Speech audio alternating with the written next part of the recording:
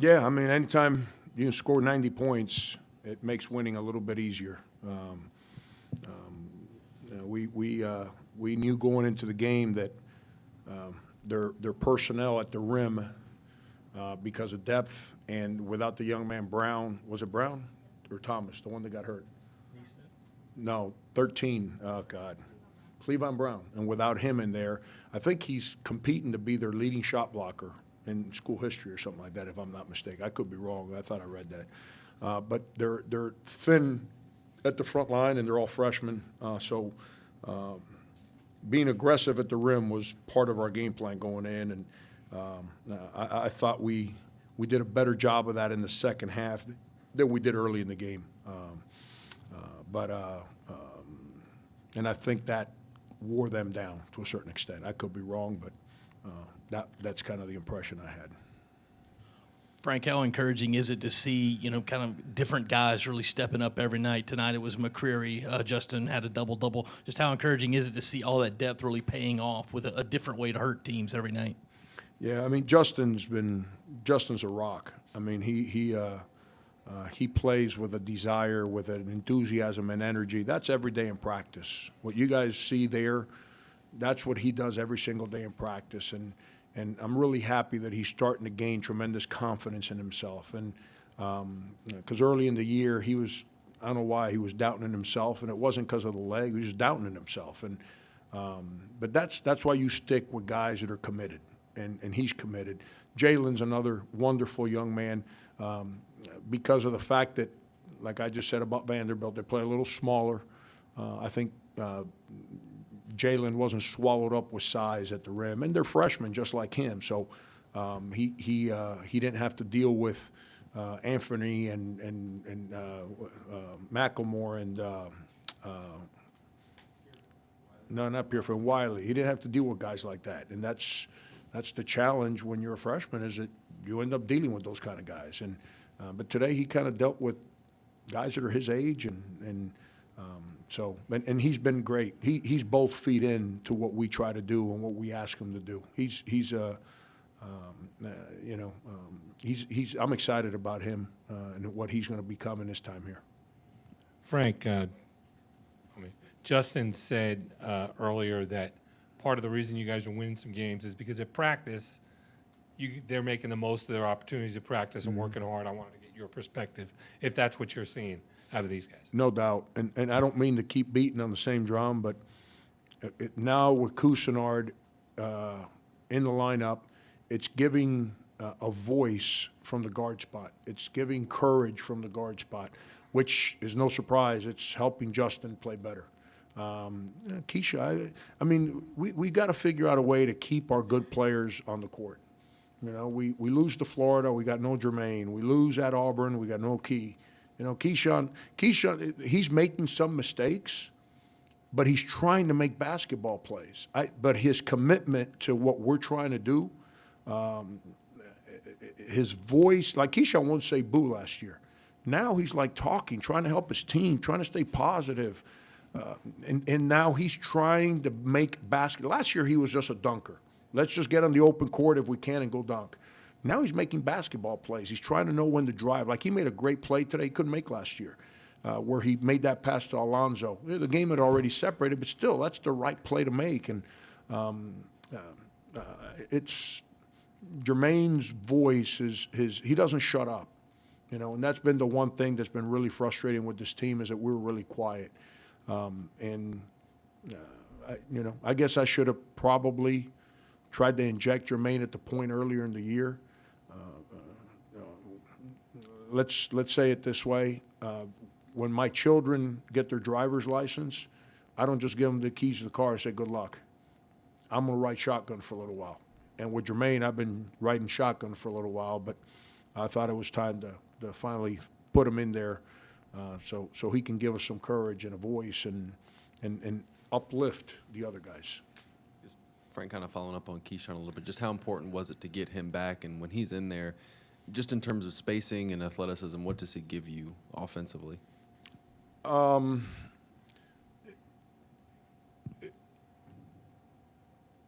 It's interesting you asked that, because we've changed how we played. offensively. And like today, I didn't call a lot of ball plays. You know, we just kind of tried to play aggressive in space, and I made some calls, and like it usually works with this team, when I say run this to the left, they run it to the right. And so then I sit there and I get mad. So I say, all right, I'm not making any calls. And but those guys are learning to play with each other. And Keyshawn gives us athleticism, toughness. Justin's playing stronger than anybody at the basket right now. I mean, his aggression on the glass, like if he gets switched off on the ball, like he's doing a better job than most of our guards at keeping the ball in front of him. And that was his weakness as a freshman. He couldn't guard the dribble as a freshman. But, you know, it's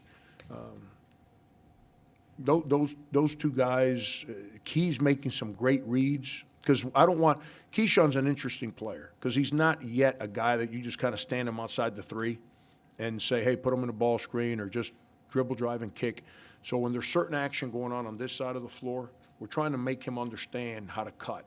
And he's really – I tell people he might be our most intelligent player. He knows every play call. He knows everything we do. When somebody messes up, he knows who messed up. He's on point. And that's my challenge with him is to – help him understand just how intelligent he is so he can take advantage of that. But he's growing as a player, which is helping. And it goes back to what I said earlier with Jermaine. Jermaine is giving those guys courage. Jermaine is, in our structure, helping Justin play better. You know, Trey Hannibal, once again, you know, we didn't have him last couple games. He's one of those guys that he's not there yet where I can just turn him loose and say, let's go. Because he's just going to do some stuff that I'm like, what are you doing? You know, and that hurts sometimes. But every time I took Jermaine out, Saban Lee started getting downhill. So I said, all right, put Trey in there. Trey fought Saban Lee. He got beat a couple times, but he fought. My whole thing is fight, man. Fight. Don't give in. He fought, and that's what Trey does. He's got the ability to make that hard play. So I just got to keep chasing him around so he kind of makes fewer mistakes, I guess. Frank, you mentioned Vandy's youth. Do you think your guys showed some maturity tonight? Because this was a different game, right? There was a million whistles. There was you could lack flow. You could get distracted by certain things. But they came out in that second half and just extended this thing and put it away. Did they show some growth in that respect? I think so. I think we understood that in the first half, all the bad fouls we committed, the chances to step in and take charges, and guys got out of the way. I wasn't very. I didn't say too much at halftime. You know, I didn't think there was much to be said. I thought going into the game plan on offense was attack the rim. And we had guys' chances to attack the rim and passed up on that. And then defensively was fight Saban Lee. He's going downhill. Fight Saban Lee, and then the next guy over, you got to be in the gap. And you got to keep him out of the paint. And we didn't do that.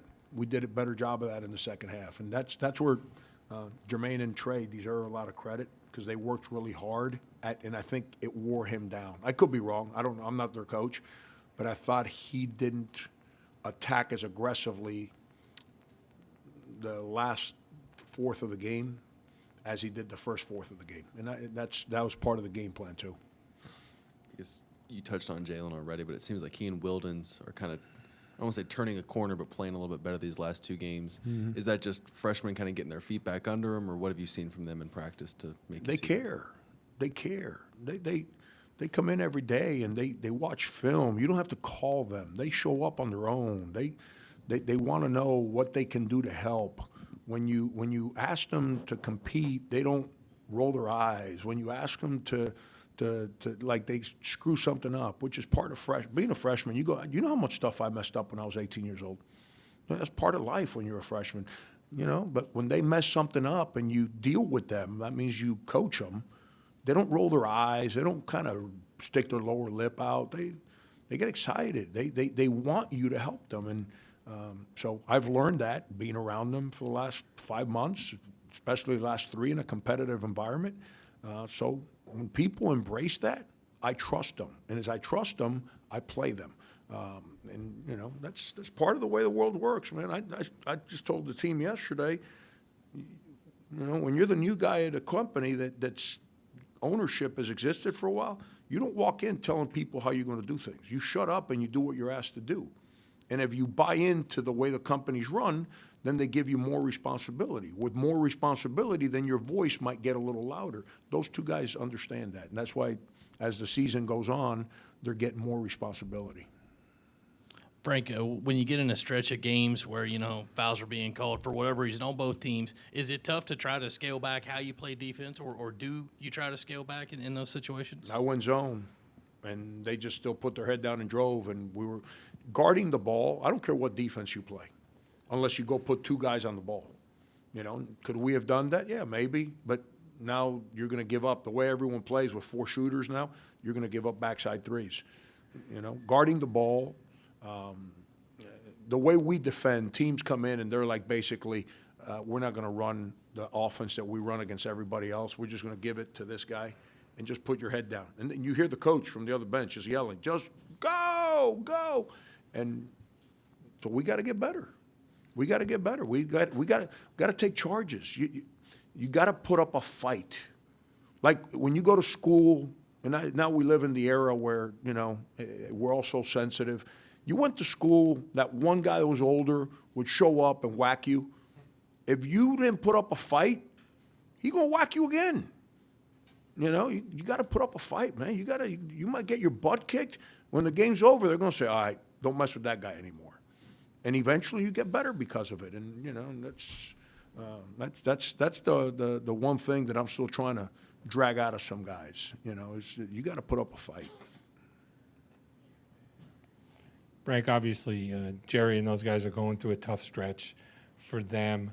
As a coach, a colleague who's probably had teams, you know, on the wrong side of stuff like that, how do you keep them engaged? How do you try and point them to the, you know, the positives that are going to be out there eventually? Yeah, and it's hard. It's hard. I think Jerry understands. Jerry's got a great. Jerry's as Stack is renowned for how competitive he was and still is as a player, and how competitive he is as a coach. But I think he's got a great demeanor to handle that. I think his passion for help. I told our tip-off club today, played in the NBA 19 years. It wasn't all talent. You got to be a real good employee for somebody to keep you around for 19 years. And what he did wasn't just score a gazillion points. Is you can probably say the last 9-10 years he was in the NBA, he was an assistant coach in a uniform helping the rookies and helping. So that's why I say I think he's got a great demeanor. I think he's cut to guide that boat in the right direction. No pun intended, the Commodores. But it's I think they're going to be all right. And you got to understand, he lost 25 points a game and their best inside player in a matter of 2 weeks. And they've had to kind of rediscover how they play compared to how they were playing earlier. And that's not easy to do when the guys you're trusting now are all freshmen. So I got a lot of respect for Stack. And it has nothing to do with how many points he scored in the NBA. It's who he is and what he's about. Frank, how would you describe Jalen's, I guess, shooting stroke? I close my eyes. It's not conventional, certainly, but obviously you take on guys like that all the time. They get to this level. Is it one of those where you don't tinker with it at this point? And why do you think he's shown confidence in that stroke as these last 2-3 weeks or so, especially at the line? It goes back to what I was referring to earlier. He didn't start shooting like that in November. He's always shot like that. And kid cares. So when he was, what was he from the line? 1 for 16 or something? 2 for 16 to start the year? That kid be in the gym every day, like come get a coach and say, man, you got to help me. What, you know? And now what biggest thing we tell him is if you see his mechanics, his elbow flies because it's a flick. It's not a shot. So anytime he gets fouled now in his head, if we're in a timeout and he knows he's shooting free throws when he comes out, as he's walking off the bench, all he says is elbow under the ball, elbow under the ball. And he keeps telling himself that. That's how much he cares. So even though we're not going to, I'm not a believer that you mess with people's technique when you're in the season. I talk about messing somebody up. When the season ends, we got to spend some time with him and help him correct some of his mechanics. The funny thing with him is that he's one of those guys, his ball goes in the basket. And, but he cares. So he's got pride. And I don't know if you realize, I don't know if you saw him, the one free throw he missed, how mad he was. You know, it's because he works at it. He cares, and he's an unbelievable young. I'm telling you, we got some fun freshmen. Trey Anderson's really starting to turn. I almost put him in the game today because he's practiced so well lately. He's starting to turn the corner. So I'm excited about that group of guys.